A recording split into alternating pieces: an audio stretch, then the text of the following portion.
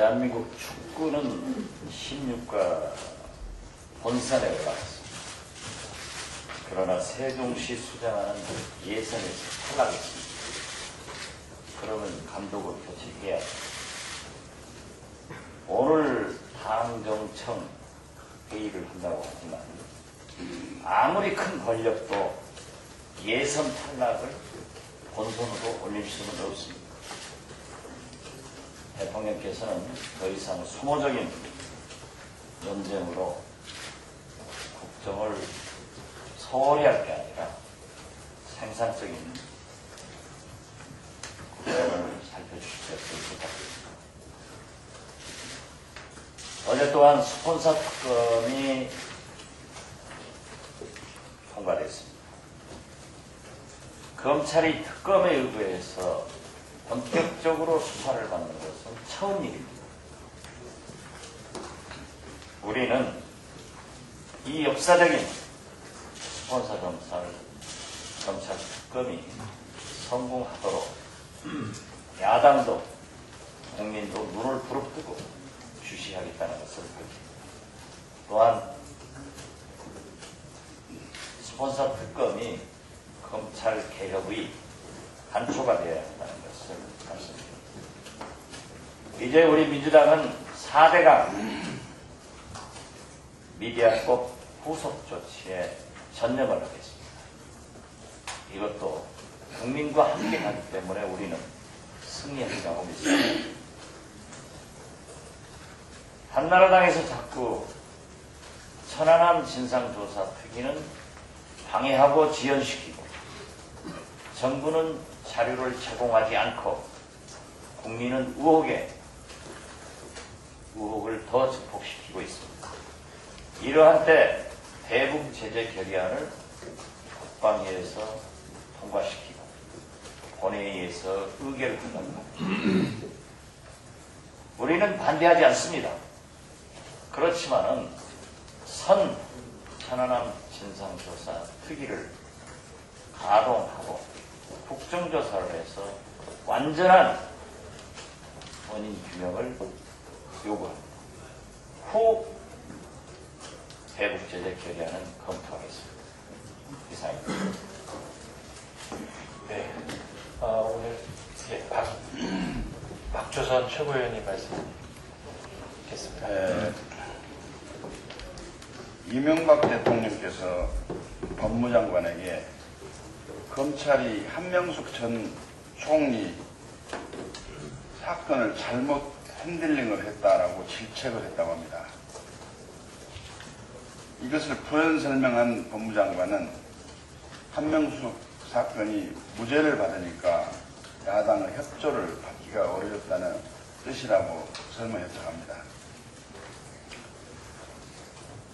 한명숙 죽이기 차원의 정치보복이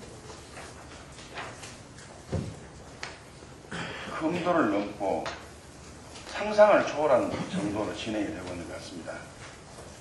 한 사람을 표적으로 해서 정치보복을 하기 위해서 서울중앙지검 특수 2부가 전부 동원이 되고 또 거기에 중앙지검 특수 1부까지 동원이 되고 급기야는 대검 중앙수사까지 동원이 돼서 이제 한명숙 죽이기 본격적인 작전이 시작이 된 것으로 보입니다.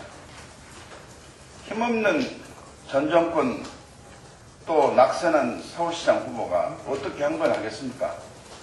정치보복의 칼을 들이대면 받을 수밖에 없다고 생각이 됩니다.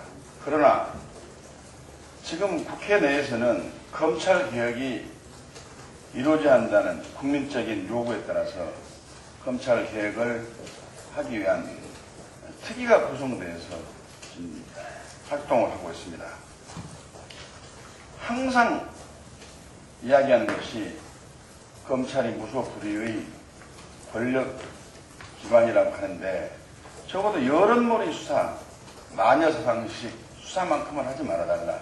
적법 절차를 준수한 수사를 해달라고 그렇게 누차 요구를 하고 주장을 하고 항의를 하고 있습니다. 그때마다 법무부나 검찰은 피해 사실을 공표한 일 없다라고 이야기를 하면서 개선책을 내놓고 또 그걸 준수하겠다고 국민에게 약속을 합니다. 그런데 지금 한명숙 전 총리에 대해서 진행되고 있는 수사를 한번 보십시오. 이건 생중계방송을 하듯이 한 사람 부르면 한 사람 불러서 조사한 내용 전부 공개하고, 심지어 누구를 부르겠다는까지 공개를 해서 이렇게 모욕과 망신을 주면서 적법 절차를 무시하고 있는 이 검찰이 과연 법치국가에서의 검찰인지 도저히 용납할 수 없다고 생각합니다. 또 한명숙 측에 돈이 갔는지 안 갔는지는 모르겠습니다만은 100번 돈이 갔다 할지라도 이것은 돈의 성격을 확실히 규명하기 전에는 범죄로 단정을 할 수가 없습니다. 그런데 이미 국민은 한명숙 전 총리가 뇌물 또는 정치자금을 불법으로 받은 사람이 아니냐 하는 거시기 검찰을 장난에 지금 거의 최면이 되어 있다, 이렇게 이야기를 하지 않을 수가 없습니다. 이것은 지방선거에서 참패를 한 이명박 정권이 한명숙 죽이기 차원에서의 보복으로 지방선거에 있어서의 참패를 감정적으로 좀 대응한 것으로 보기 때문에 우리 민주당에서는 적극적으로 한명숙 불법 수사 중단을 촉구할 수 있도록 역량을 결집해야 된다. 그리고 또 이번 피의사실 공표죄와 관련해서는 바로 검찰에 고발을 하고 법사위를 즉각 열어서 법무장관, 검찰총장까지 불러서 이 문제를 시정을 할 수 있도록 해야 된다. 이렇게 주장을 합니다. 감사합니다.